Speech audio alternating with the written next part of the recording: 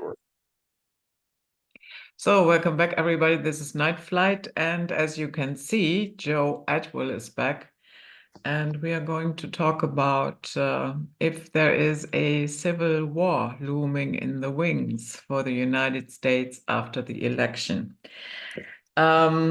Before we do that, Joe, there is a chain of events that really puzzled me, and that includes Joe Biden, Barack Obama, and Bill Clinton. And I will lay it out, and then I would like to have your thoughts on that.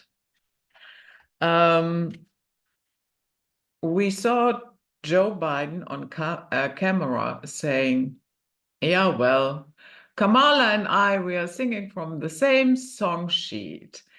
She was there for all the major decisions, basically telling the people, yeah, well, there's no difference between her and me. And then I thought, yeah, okay, he is still probably a little bit angry.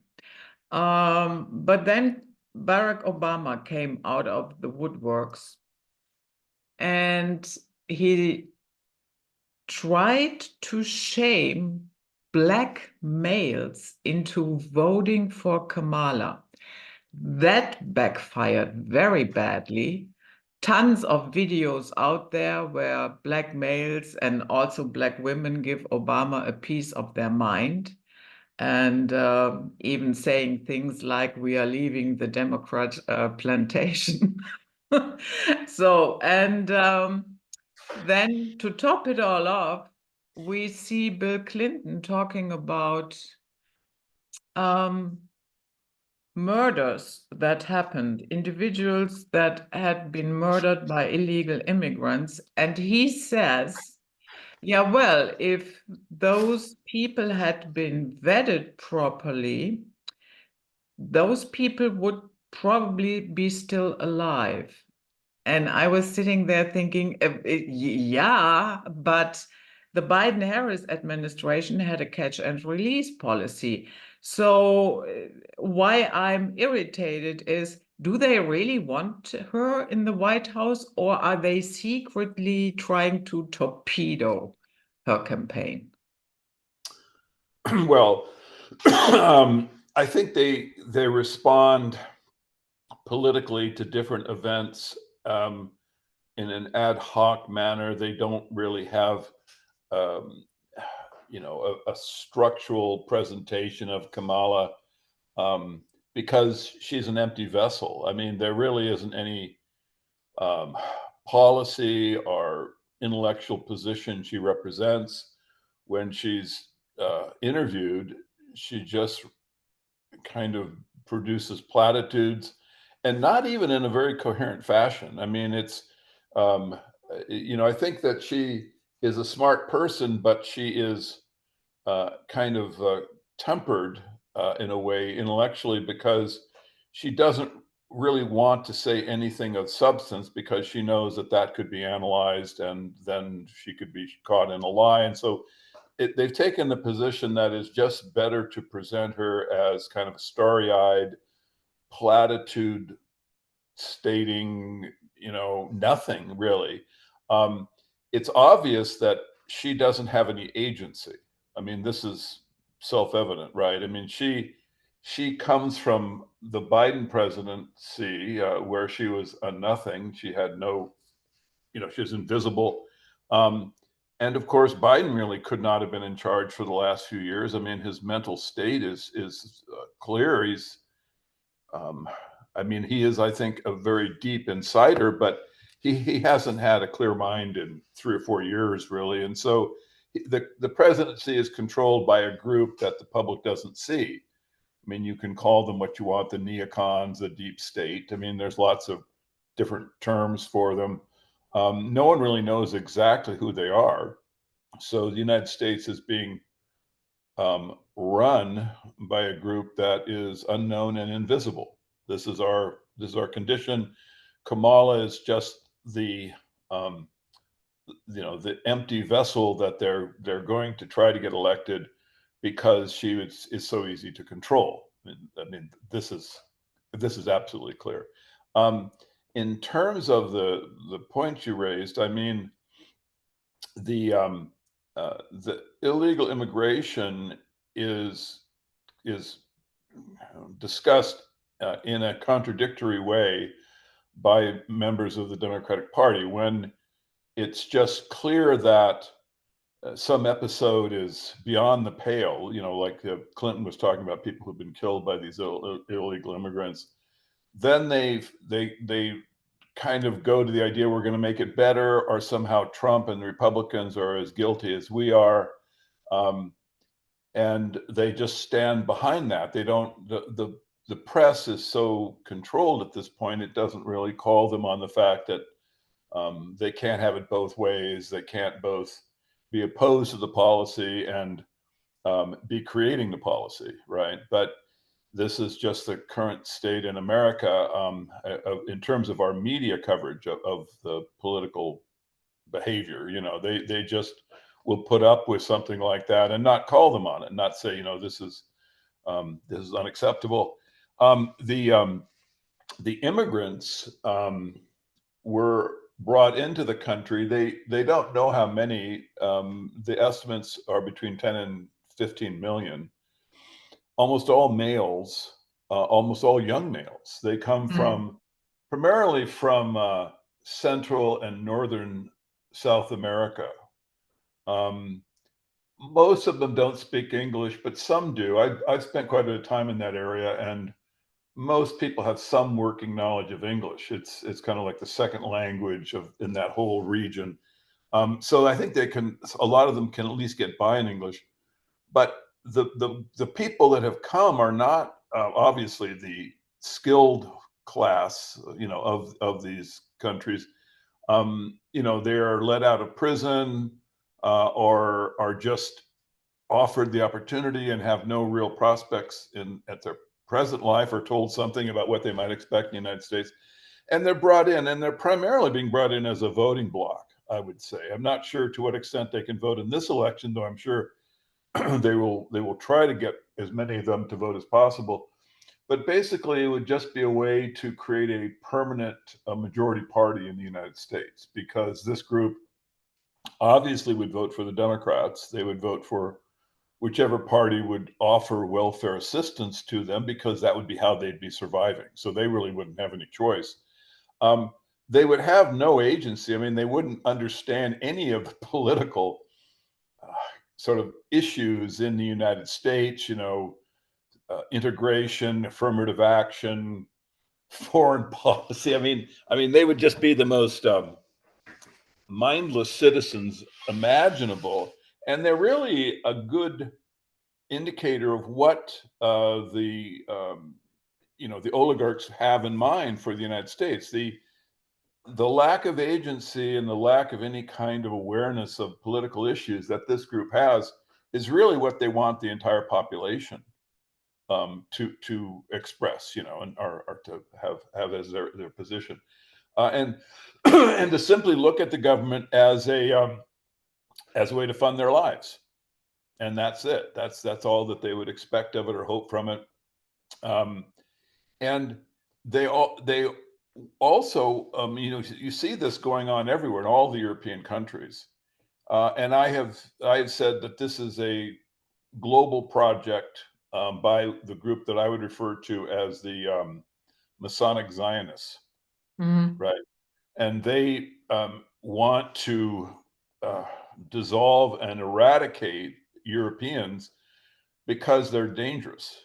Particularly in the sense that they could create either community or ethnic kind of pride or cohesion, because that would have political power.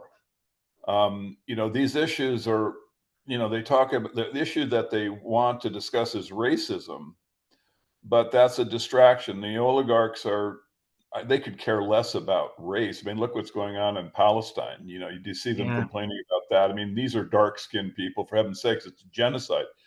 So they don't really care about race. What they want to do is to actually end ethnicity and community, because those are political components that they have to worry about. And so they want to create individuals just who have no connection to anyone, have no family. I mean, they're even getting rid of the, you know, family. I mean, the state is taking over production of children, for heaven's sakes, you know. So the individual they have in mind would be isolated, would have no family, no community, and no ethnicity, and would be completely dependent upon government largesse.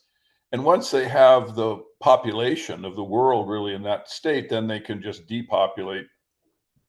It would be simple because now there's no resistance, right? And at the same time, they're dissolving us internally because if you look at the, you know, like the sperm count, the autistic rate of diabetes, I mean, Americans are just so sick, ill, and feeble mentally that they're all, you know, heading into the abyss. And so these are kind of the, you know, the different ways that the oligarchs are creating the population they want. I mean, really, if you want to see the template, just read Brave New World by Huxley. Huxley was a complete insider, very close confidant of the Rothschilds, for example. And he was, even though he expressed the idea, he was concerned about the government developing drugs that they could use for mind control. I mean, this was just a distraction from what he really was, because there are actual documents showing that he was giving kind of the experimental design to people within MK Ultra to learn how to use these drugs to control groups, right? He wasn't opposed to it. He was actually one of the chief engineers of the government process, you know, to create these drugs. So he was a liar, and and we now have you know, the government having access to all these kinds of chemical attacks on us, both intellectually, right? I mean, there are drugs in play that are used for psychotropic reasons or therapy, you know, Ritalin and Prozac and things that they damage the mind. And then, of course, there's all the toxicity that comes in, which just damages the body. I mean, you know, we have glyphosate, plastic, estrogen mimicry in males. And all of this has this end result of, you can see it, it's visible in, for example, the sperm count, which is reduced by 60% since 1950. 60%. I mean, it's just, this is catastrophic. So the political activity is a mirror of the kind of biological activity. They're both attacks. They're both designed basically to genocide.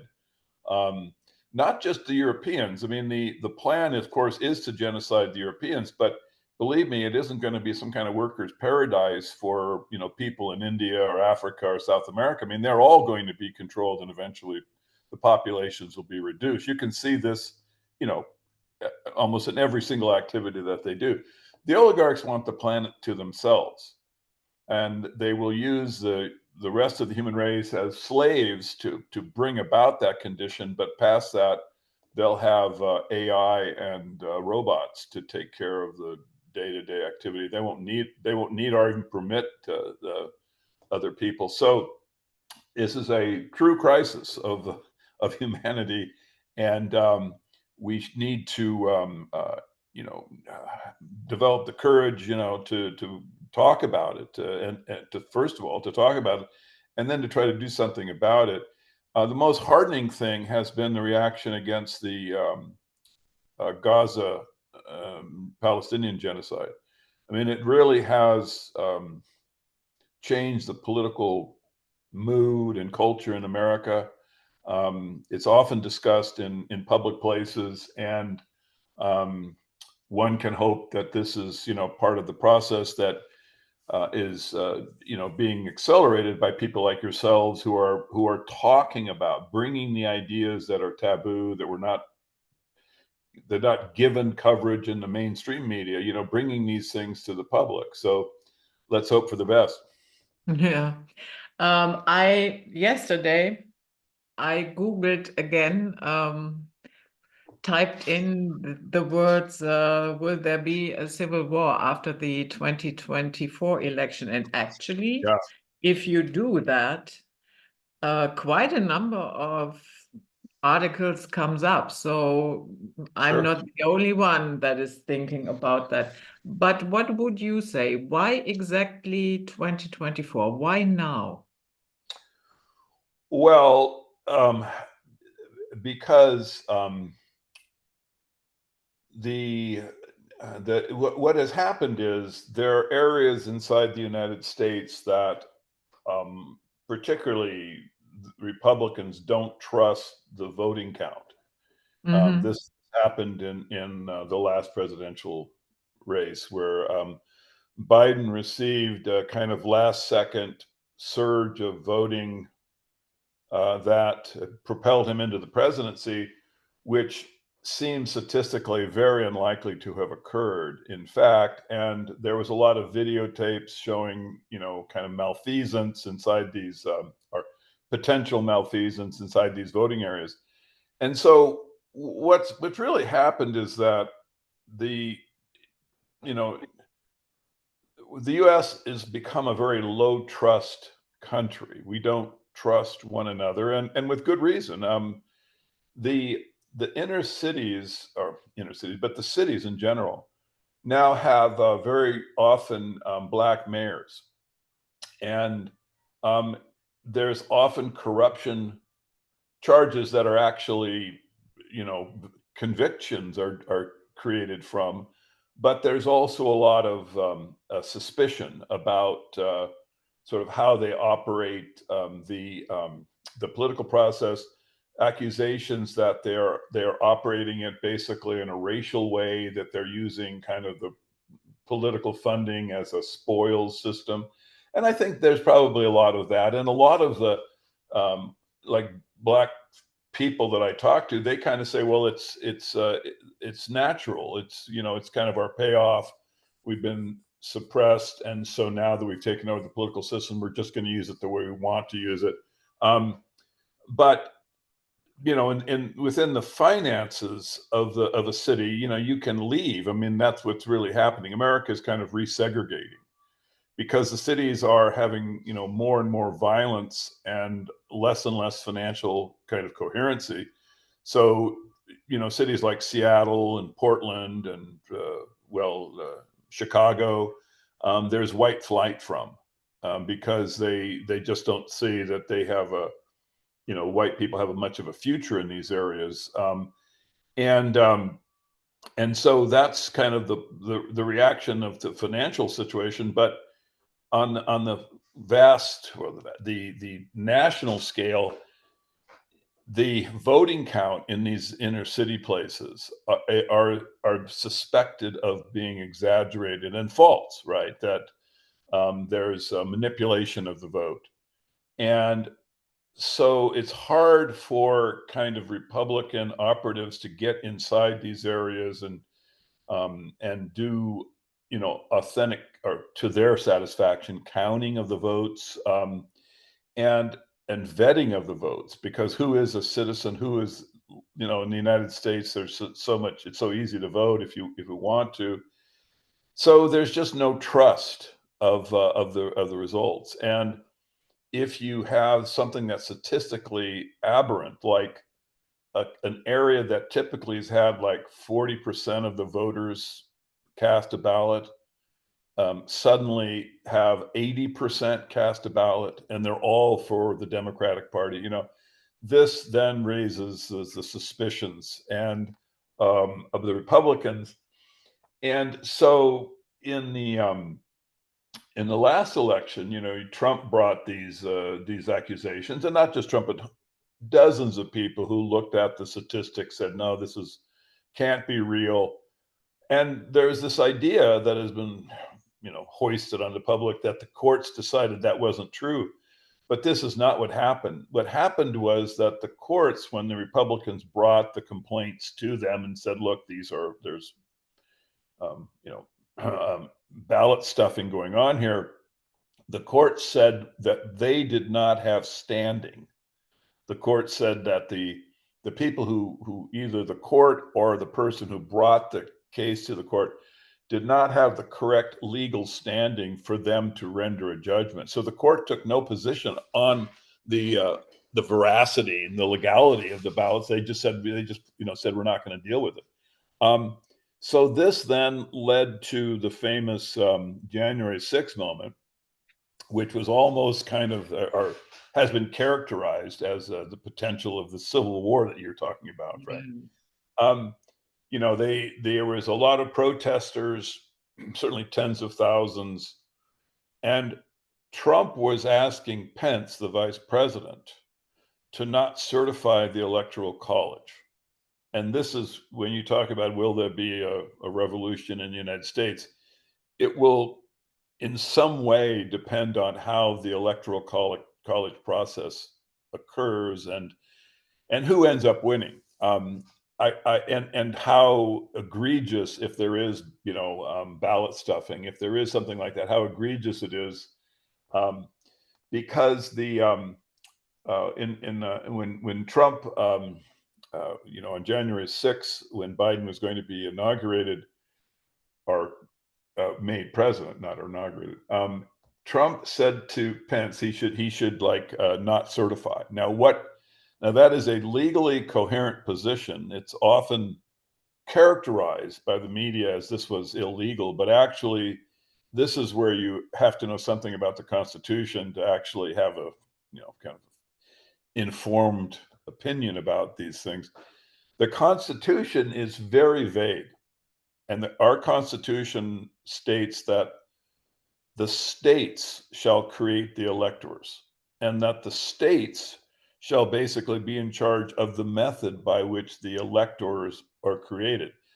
The state legislatures are under no constitutional requirement to have an election, and from time to time it has happened historically that the state legislature simply creates the electors, right? So they then, based on their population, have so many electors they can create, and these electors that the legislation creates would then vote and determine the president.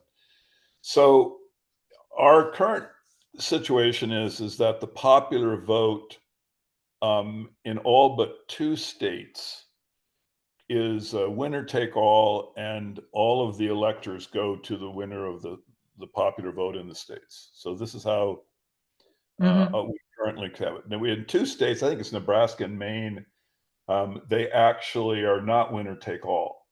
So you can see how plastic the Constitution is, that there's even differences today, in how electors in Maine and Nebraska, I think they would do it based on counties, so that in each county, the popular vote winner would create the electors based on the size of the county. So you can get in Maine and Nebraska, like 10 people for the Democrat and 5 for the Republican. They're the 2 states where this could occur. But in every other state, it's winner take all. So, this process, the process of the popular vote in the states being the method by which the electors are created, is simply the current convention. It is not required by the Constitution. If the state legislature said, no, we want to create the electors this time, there is nothing in the Constitution to prevent them from doing this. They would have to have a law passed that would void the current one, which creates the popular vote method of determining the electors. But they could this has actually been vetted by the Supreme Court several times, that the state legislatures could easily have this power to do. Now, the problem, of course, is that the popular vote is slightly in favor of the Democrats, because the inner cities, like states like New York and California, the majority of the population are in the inner cities. These are Democratic Party strongholds, and so they win the popular vote by a large fraction. California and New York, these big states, but they don't get any more electoral college votes for that. They just get whatever the states are permitted to have under the current law. So the state legislatures currently have the voting ability to create a Republican president. You see, there's enough control over the electoral college votes vis-a-vis the state legislatures. That if there was a decision to end the popular vote process and just turn it back to the state legislature, you could create a Republican president, even though he could be very much a minority. He or she would be very much a minority in terms of the national popular vote.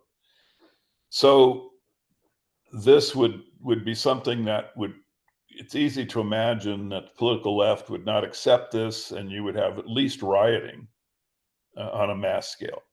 Now, on the other side, if you have ballot stuffing in the inner cities, and in the United States, again, this is like you have to kind of know the nuance of our country, but really presidential races are decided only by 7 states. These are the swing states.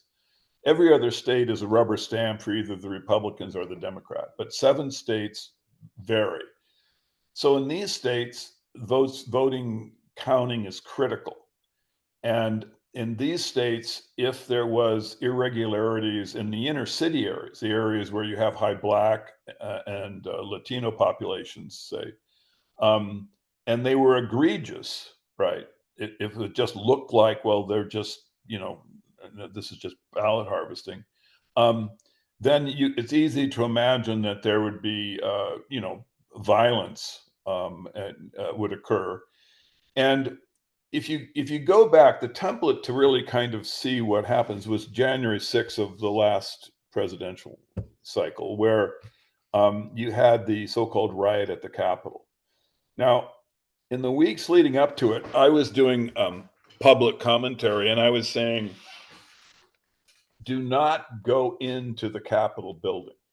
Do not do this.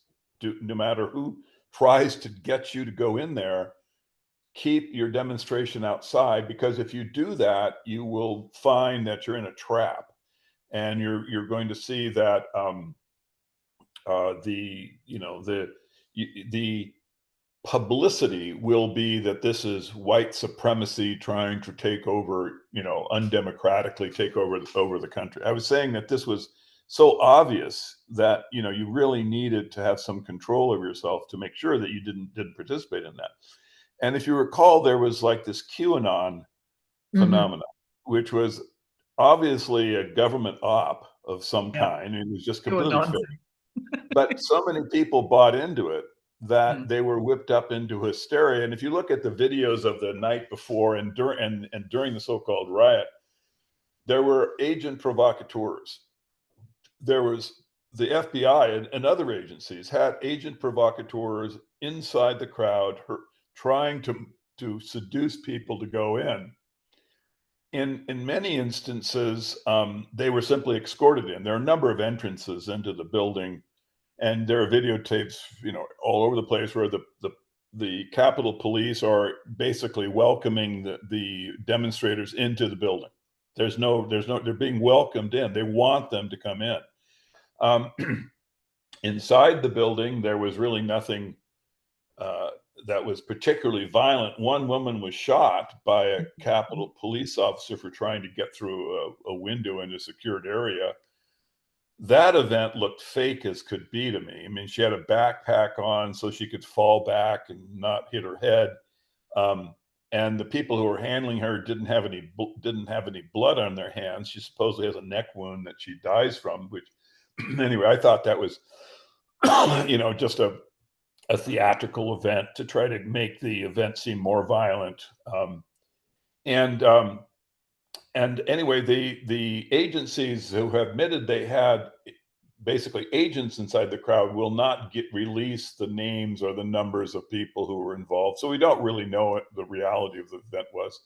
But it is clear, based on how it's become a media phenomenon, that it was created to be used as a lever of intimidation against the European population or the Republicans, conservatives, from protesting in the future, right? In other words, they took these individuals who hadn't actually done any violence, accused them of insurrection. Now, insurrection is a legal term, in the United States. And yeah, it's a crime you can get very severe penalties for, how of course, but the constitutional amendment had only ever been used twice before. Once was against the Confederate Army, and the other was against the German Weimar.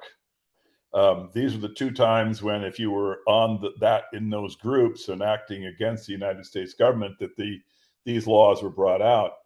The protest on January 6th was just picayune. It was nothing.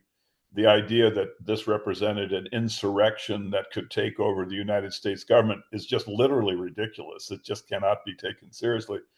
But anyway, and that's part of the operation, because now I think people are intimidated. They are worried that if they do even protest in any sense, that they might end up with the same kind of lengthy prison sentences that the individuals who were caught in the 1/6 riot. So that's all created. This all has all created this tremendous tension in the country at the moment. I think that depending on the election, depending on how egregious the ballot stuffing is, in other words, if it is just absolutely preposterous, if it's just, like almost, they could care less about what the public thinks. They're just going to stuff the ballots in any way they want. I think you could easily see violence. I think there could be protests, and I think that particularly inside areas that if it's the Republican side who feels they were robbed, if they protest, they would probably be protesting in areas that were controlled by more conservative political, governance. And I don't think there was going to be any that, I mean, they could bring out the National Guard against these protests and shoot them, but I don't think the public in general would accept that. So I really don't think I think there'll be, if it's egregious, if it's very obvious that there was ballot stuffing, then it's very possible that there will be some protests that will have kind of a police response, but this will not go anywhere, and you'll see that eventually the Republicans will simply calm down and accept whatever the so-called results are.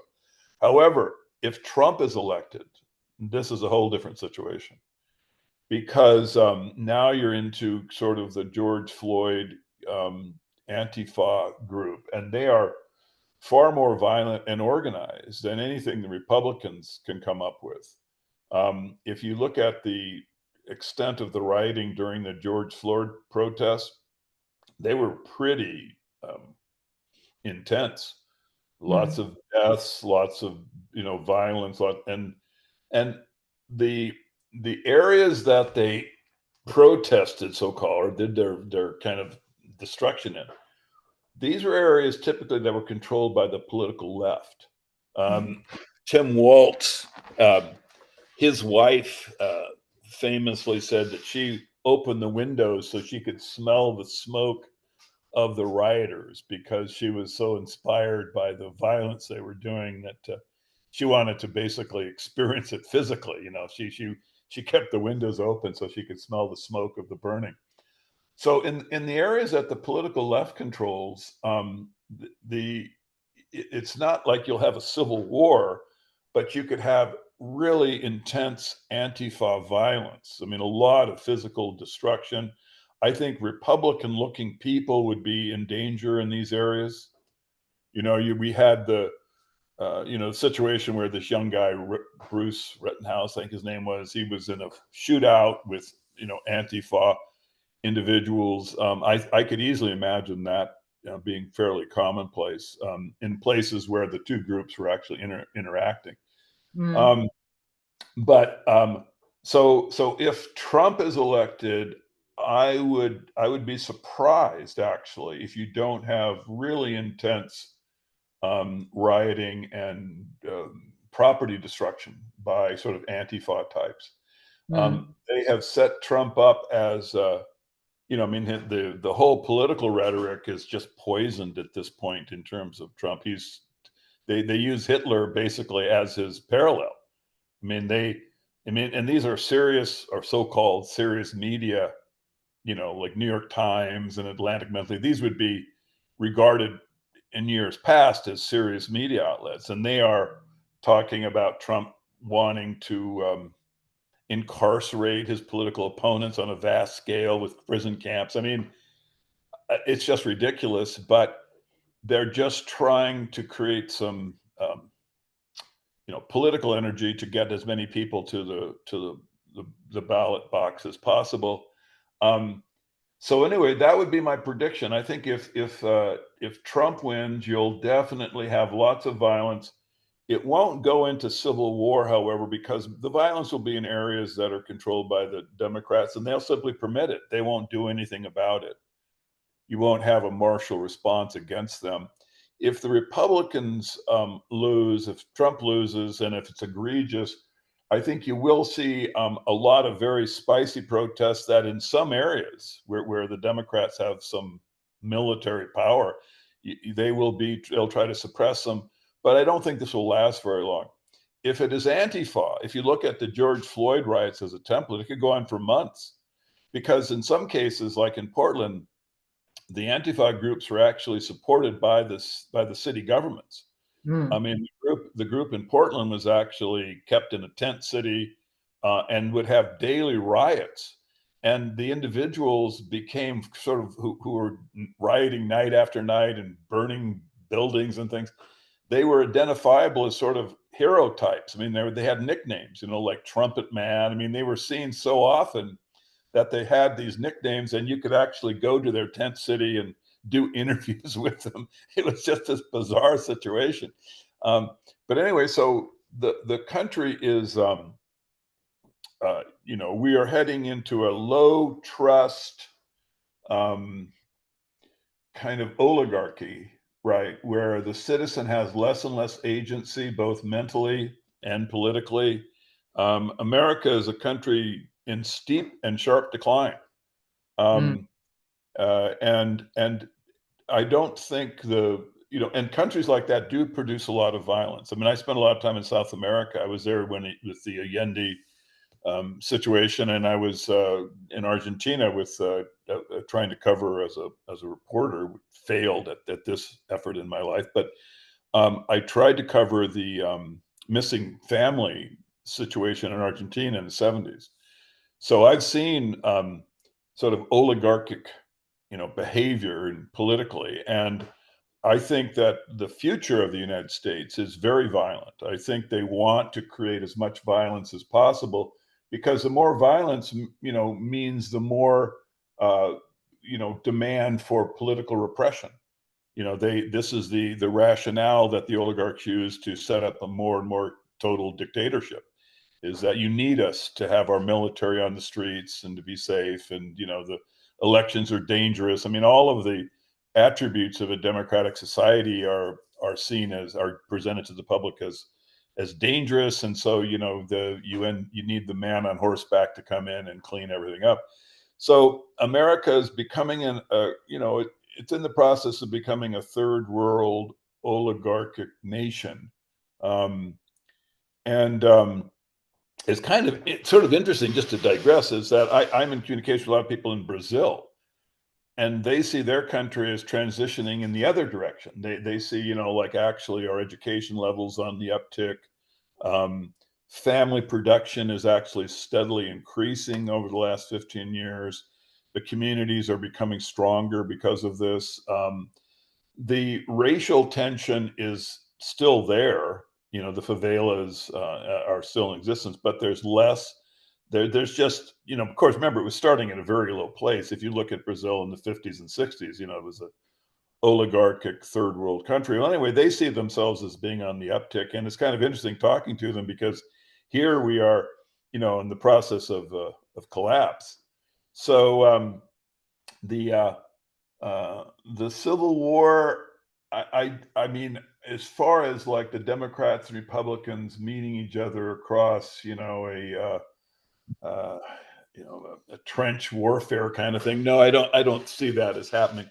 I think what will happen is that to the extent that's possible, the country is resegregating.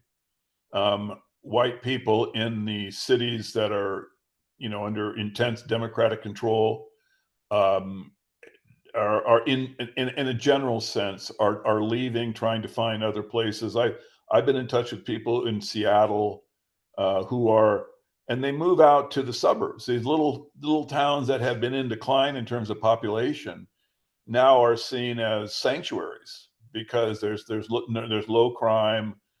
They feel they can have some political power there, whereas like in Seattle, which is the city where the people I was discussing, they just feel that the Marxists, however they want to characterize, are in control, and they're going to be in control. So they just want to get out. So that's really more America style, is that because there is some freedom of movement that's possible, they'll just leave. The kind of European populations that are impoverished, that can't go, I mean, they'll just arm themselves, I would presume, and try to defend themselves as best they can. They definitely want racial. It's funny how we're being manipulated. They definitely want race war, because this is, the key concept for the Democratic Party and for the oligarchs in general is racism. They want to use it as kind of critical theory that everything about European culture is to be negated because of it's racist.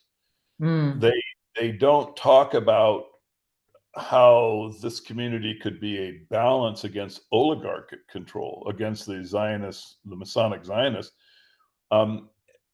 and that would benefit all of the people in the nation, right? They don't talk about that this group would have a special ability to preserve democracy and freedom, but instead they say, no, there's racism, so it doesn't deserve any political power, or and it's dangerous, particularly the males. So this this has been somewhat affected, Judith, by the situation in Gaza. I think that's why Trump is getting such a strong support now from African Americans and Latinos. There's several reasons. One, they can see the hypocrisy, which of course Trump is part of. I mean, the idea that Trump would be, in opposed to, it's just ridiculous. But this is how people are seeing him at the moment. The Arab League, the United States, we have a large Arab community. They endorsed Trump with the idea that he would and said, "We're hoping you'll bring peace." He accepted the endorsement. He didn't say anything, but Trump is the biggest Zionist you can imagine. Right. So he's never going to complain about the Palestinians being genocided. But the fact is that what it did is it exposed the hypocrisy of the oligarchs that run the Democratic Party in terms of their position on race. The idea that racism is bad is given to the public, but when they want to apply racism, that it's just fine. The Palestinians can just be slaughtered down to the last person. Netanyahu can call them Amalek, and this has caught the attention of a lot of people in the African American community. They're going, wait a second, we thought that you guys were in favor of like end of racism.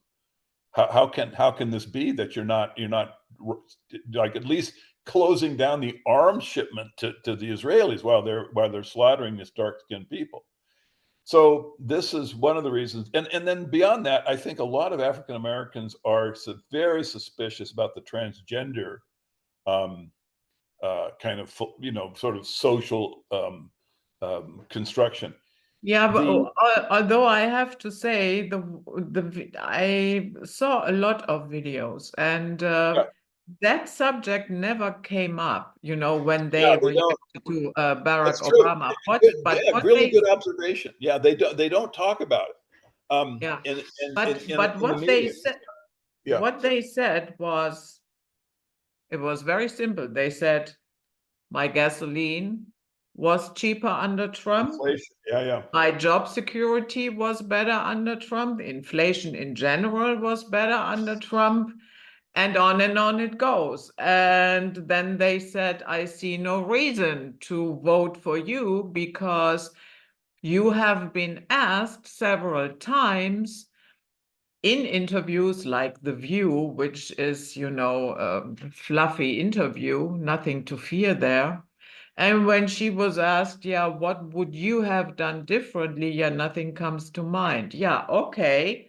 So that's Yeah, it. that's right.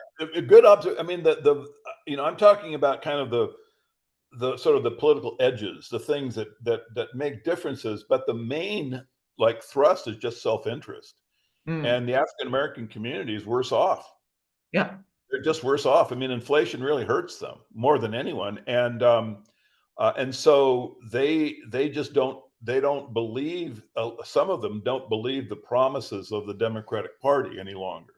And I think the Palestinian thing, it bleeds into that, but it isn't as powerful as just their self-interest, which is that inflation has hurt us.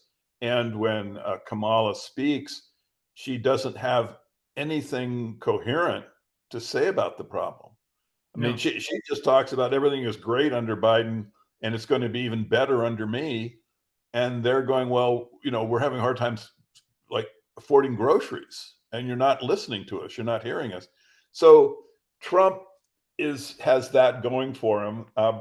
I would think in a fair election, if they don't ballot stuff, Trump would win a landslide because the white Americans are they are now truly alarmed at the behavior of the Democratic Party. They see it as very dangerous to democracy, among other things.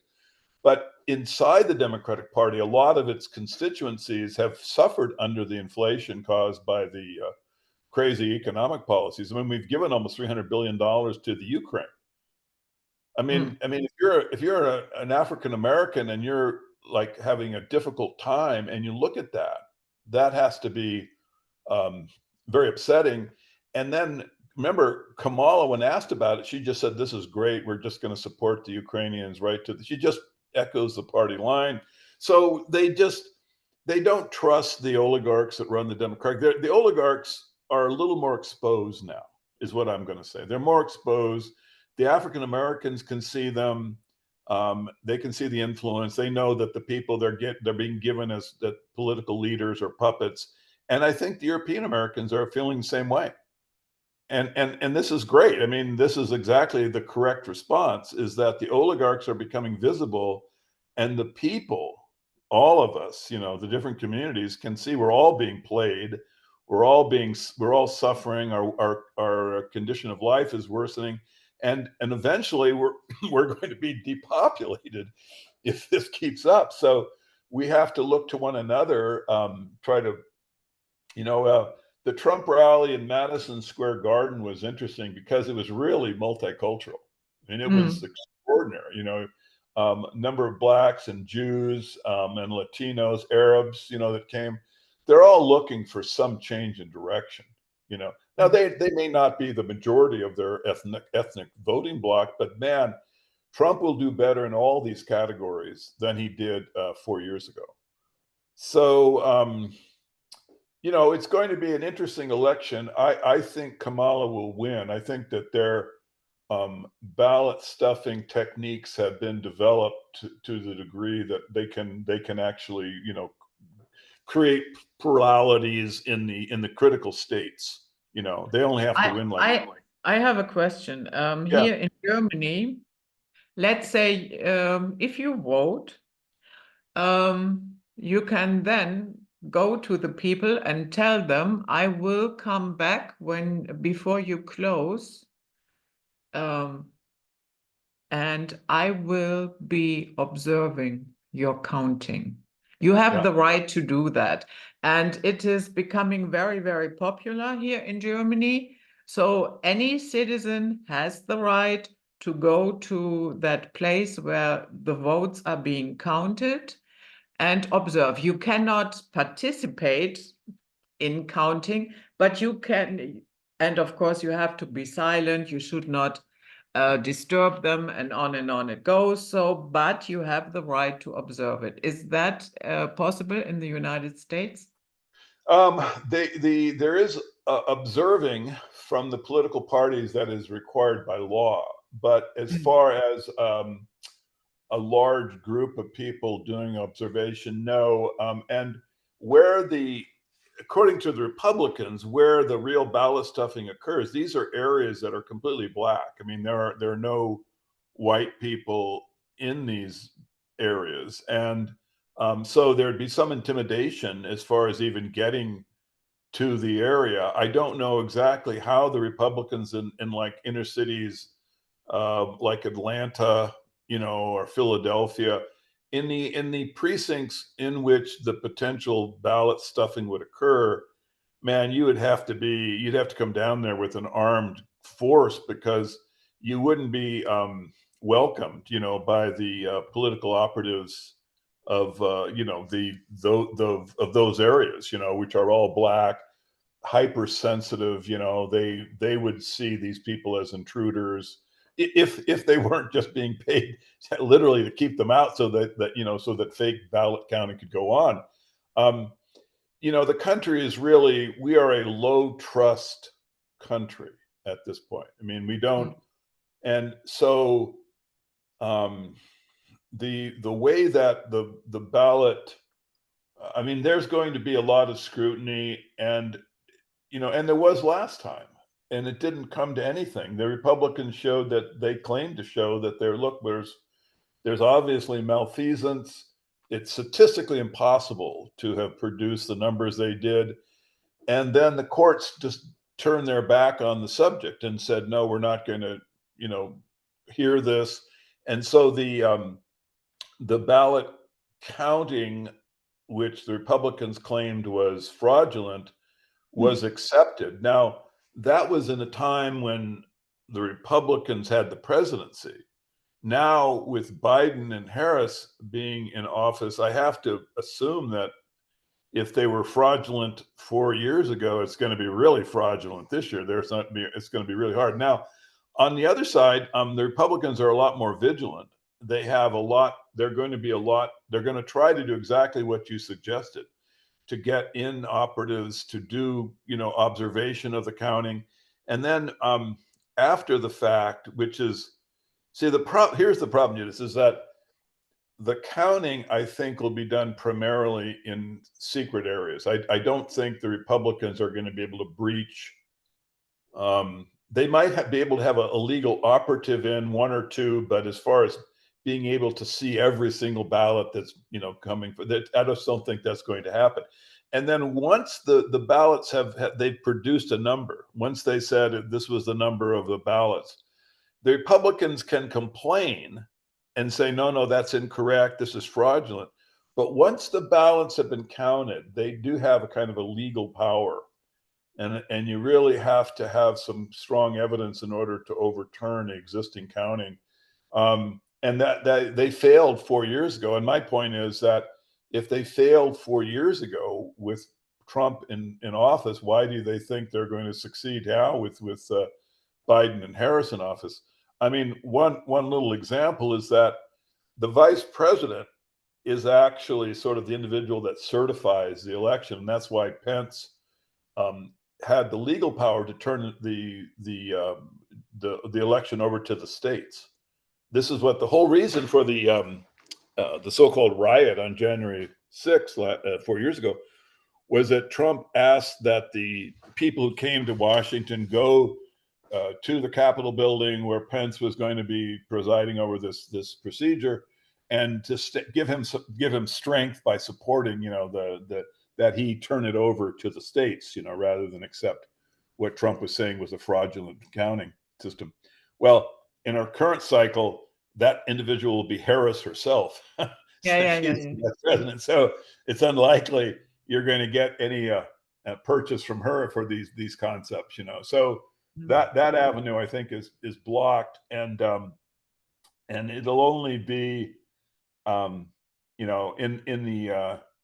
the days after, the Republicans will have to scramble, because if you look at like a state like Pennsylvania, I think it's clear. All the polls show Trump is way out ahead. He's 5 points, 6 points up. This is not something. This is not a percentage that has ever been overcome statistically. In all of the presidential elections. But inside the inner city, the ballot counting will go on. The Democratic machine will be in charge of it, and they'll come up with a number. And that number will be given, to the media as like we counted 6 million. Look, 90% of the people came to the polls this time because they hate Trump so much.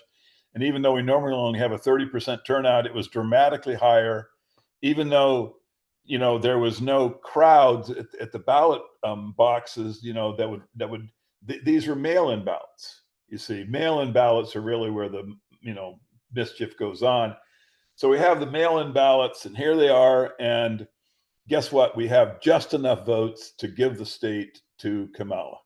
Mm-hmm. And I think that's what's going to happen. I think elections in America are really kind of a thing of the past at the federal level. I think the oligarchs now, with mail-in ballots, with electronic vote counting, and just with their control of the inner cities. They have such powerful control in these areas. And in other words, they've been able to get a lot. If you look at like kind of the political philosophy of like a lot of the Black political operatives, it's pretty nihilistic. They're really, it's like the whites are racism. These people are believing critical race theory.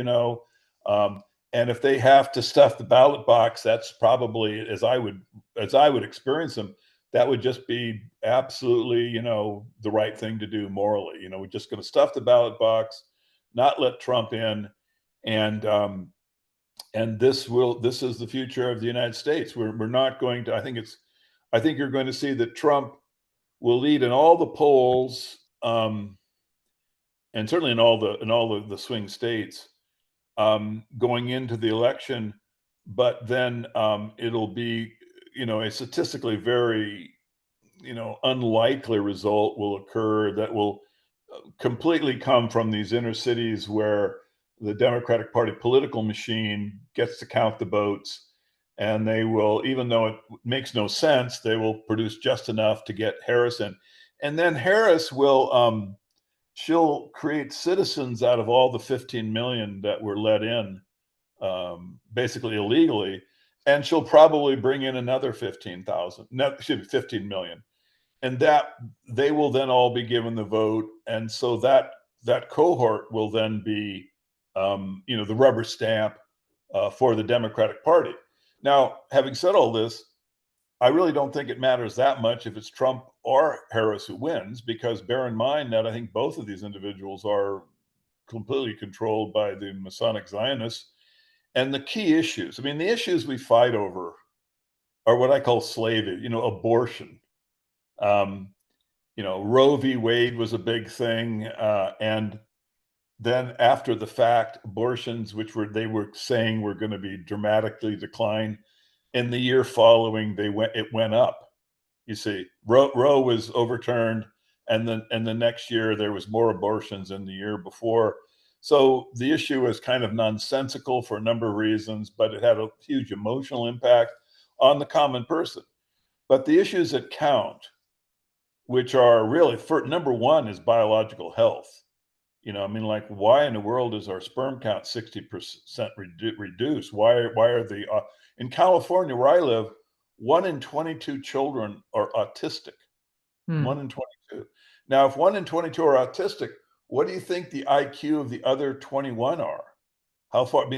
Everyone is moving in the negative direction. Some of them are so far over they appear in the autistic spectrum, but everyone is damaged.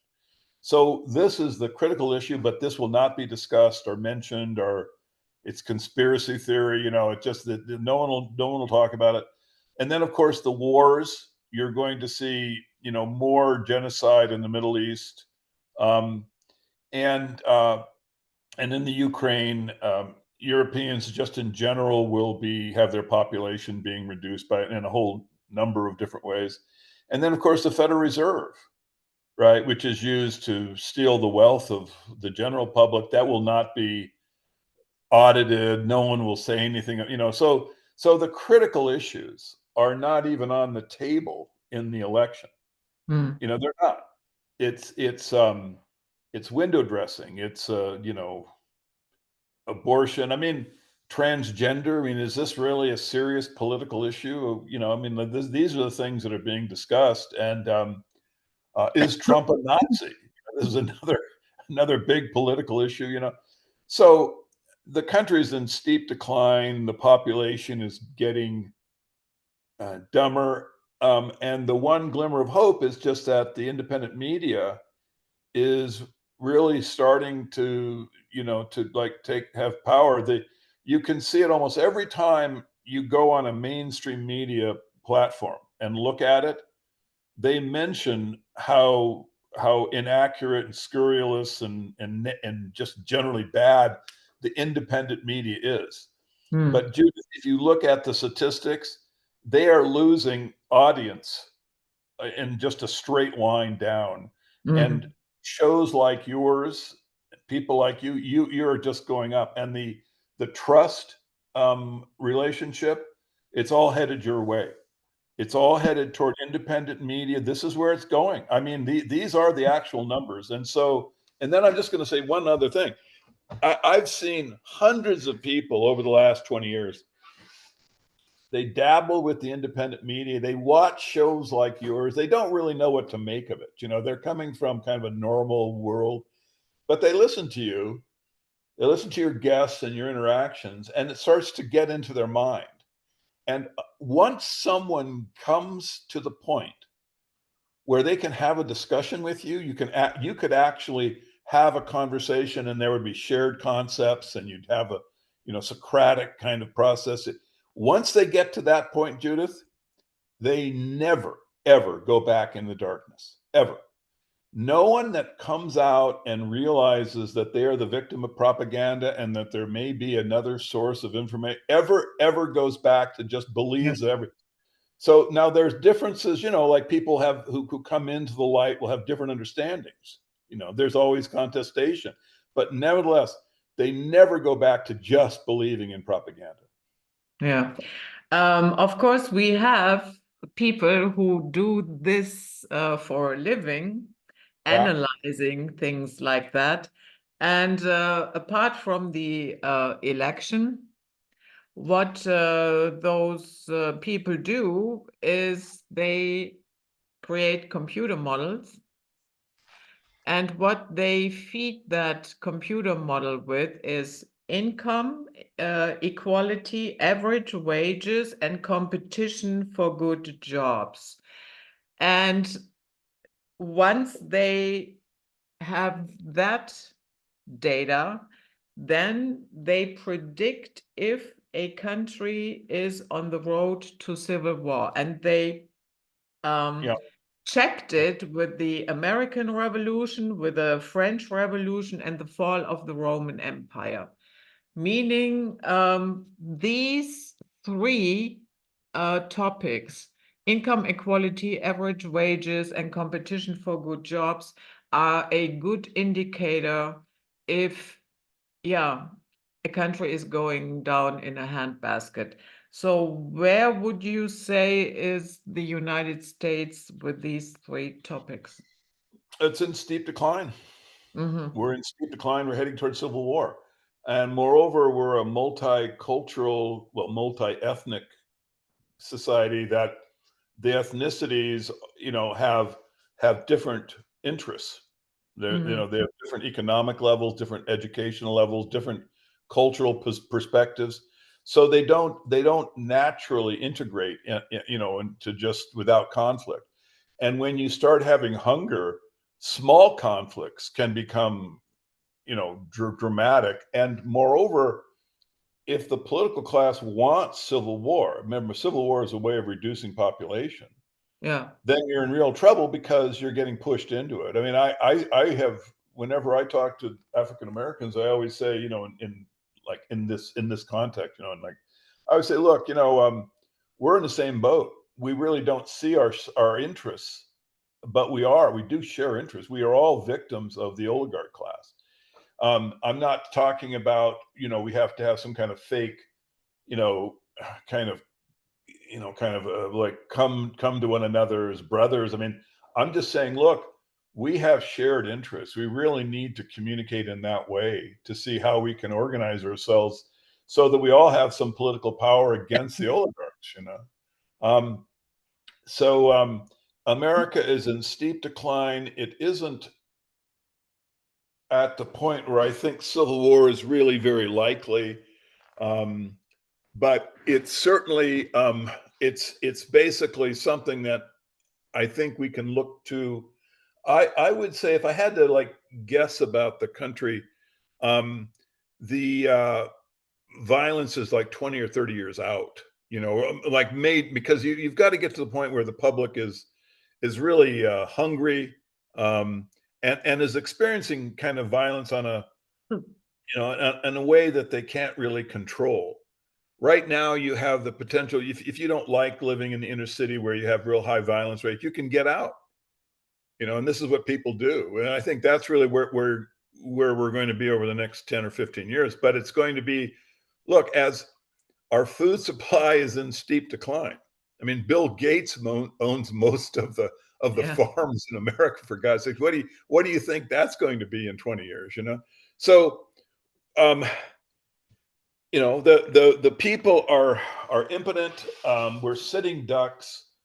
The oligarchs want to reduce our populations to zero, and the only hope is that there's enough kind of subscription to your show so that you're able to lead us into a better world. I'm using you as a metaphor of, but Yeah. you see what I'm saying. Yeah. So anyway, the election will produce, I'm predicting it'll produce some violence if the Republicans lose, but not a lot. It'll be pretty well, I think, subdued within a month. There'll be a few protests. No real major thing. If the Democrats lose, I think they will put Antifa operatives out, and like they did with George Floyd, to try to create a huge media spectacle. Because that would just be logical to me.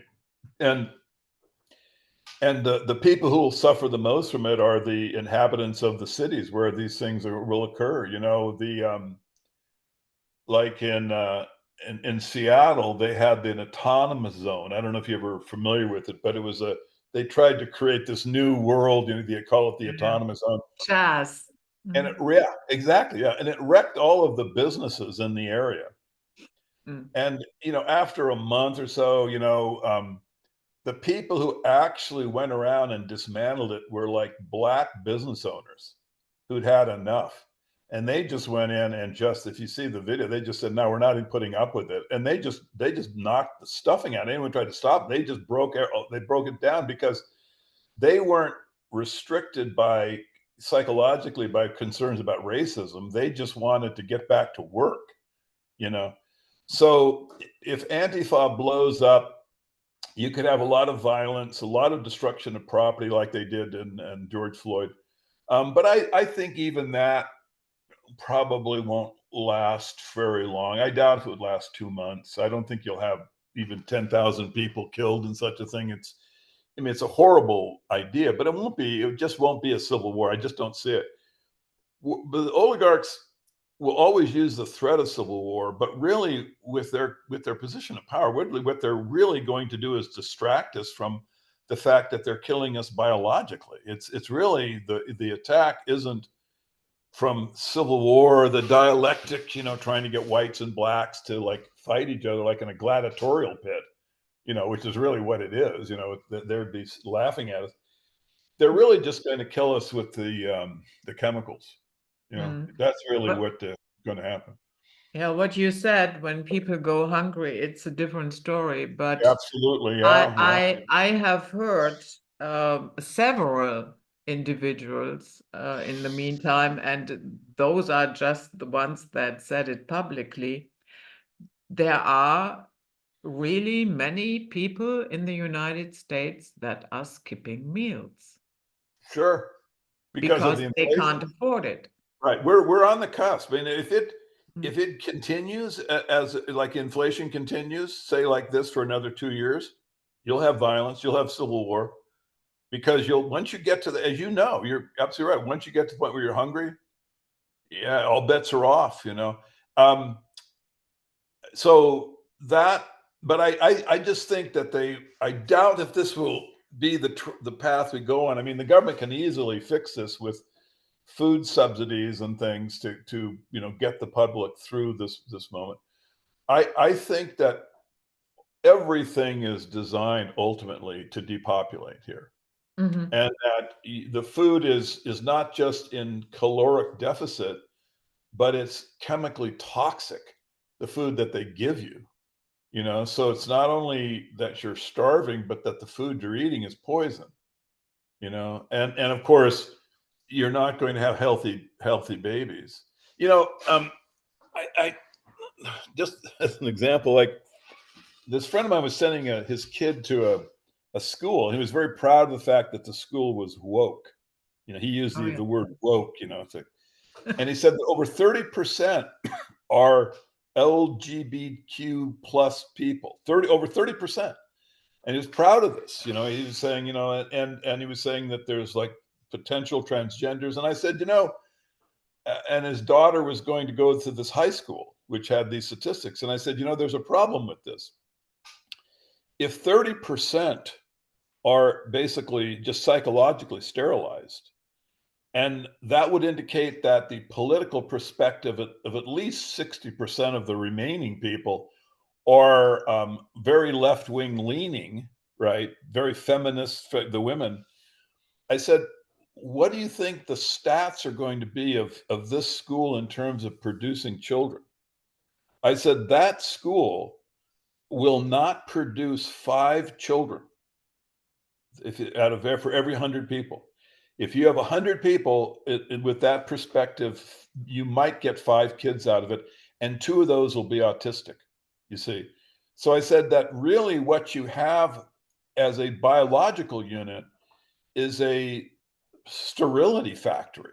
That's really what it is. And I said that um, you really need to think about a political philosophy that doesn't even produce 2 generations. I mean, is this something that is coherent? Is this really a political philosophy that you want to adhere to and support? You really want to send your daughter into a school like that? It's really just a sterility process, that you're producing. So this is the real attack. I mean, the real civil war is the oligarchs against the population, and the real weapon is the chemicals. I mean, everything else is destructive. Starvation is certainly something that could produce dramatic violence in the streets of America. We're a low trust nation. There's a lot of hatred. The hatred is being manipulated and exploited. And Judith, we are armed to the teeth. I mean, we have more weapons than you can imagine. ARs are everywhere. I mean, I forget what it is. It's just literally as many as, I think it's almost as many as the public is. That's how No, I many. think you have more weapons than Do we? population. Okay. Well, anyway, I mean, I know we just so you can see when you get hungry, what could occur. Um, so these are all grim ideas, every one of them, and they're all very troubling and need attention. They're all stemming from the same systemic problem, which is that a secret group has control over the political power, Mm. and they are using it for depopulation. Yeah, yeah. Yeah, we will see how this ends. Yeah, You well, know, let's do one. It'd be fun to actually, well, fun. I mean, it'd be interesting to in like say 2 weeks, yeah, and yeah, and then actually say, well, what happened? Because I just think that I mean, the sky is the limit in terms of chaos, craziness, unexpected. I mean, it's just there's just nothing at this point in America that is not possible, because we are a low trust, poorly educated,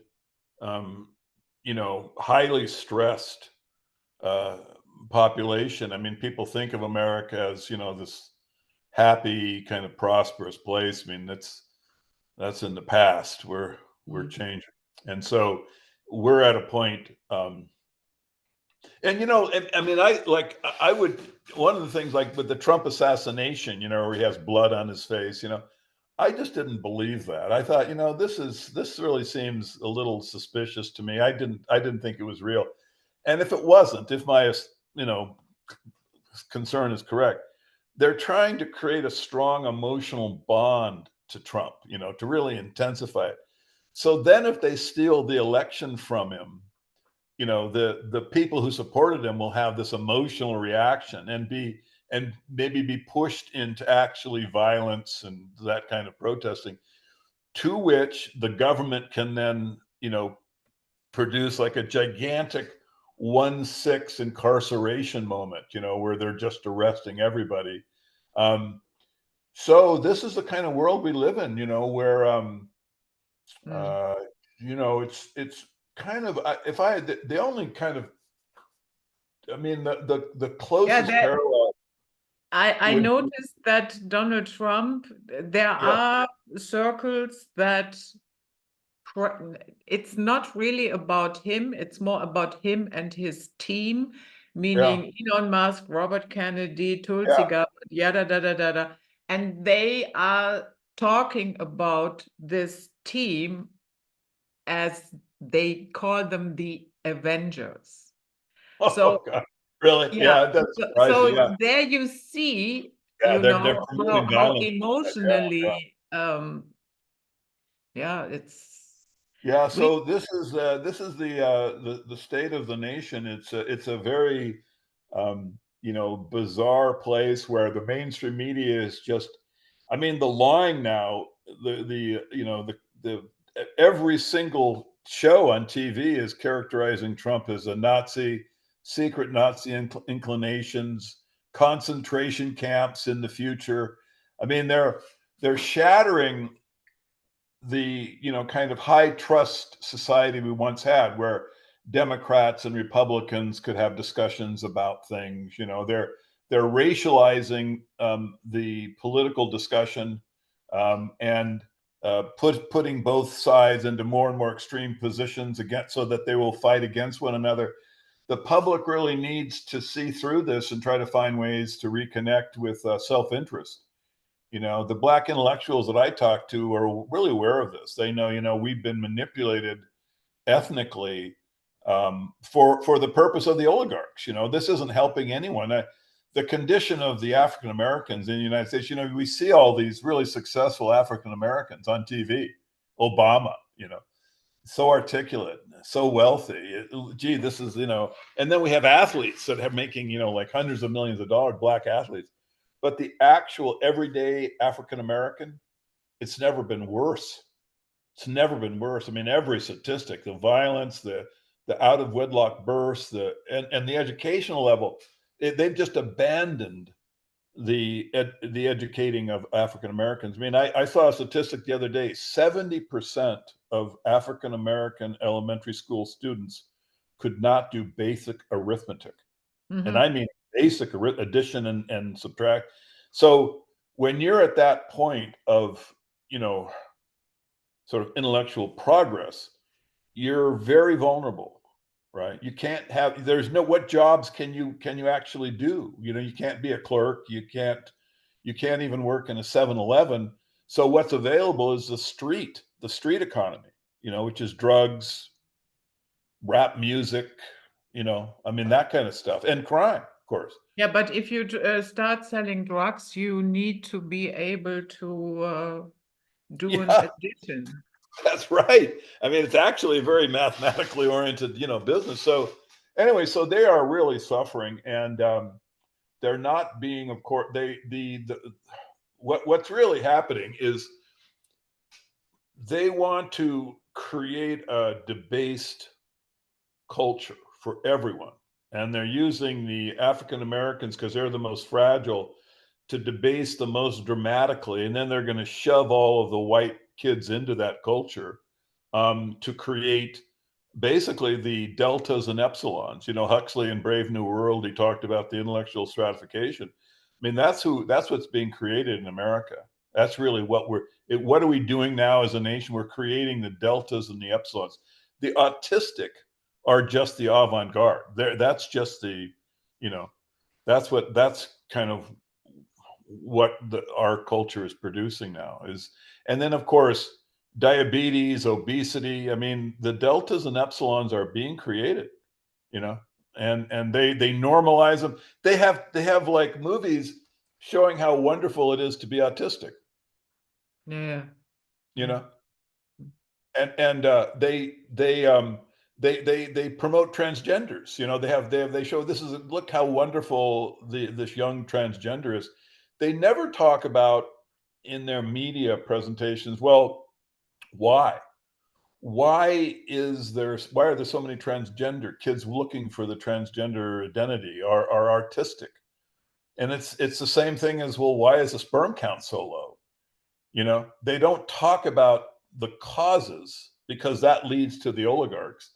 What they do is they talk about the civil rights of the transgender and the autistic, and we have to be more accepting of them. It's a civil rights issue. It's not a medical or biological issue, because talking about it in that way leads back to the oligarchs. It produces the question, why? Why is this happening? Why aren't we doing something about this? You know? Yeah. Yeah. Yeah, I agree. Let's have a follow-up Yeah, let's. after Okay, the well, yeah. election.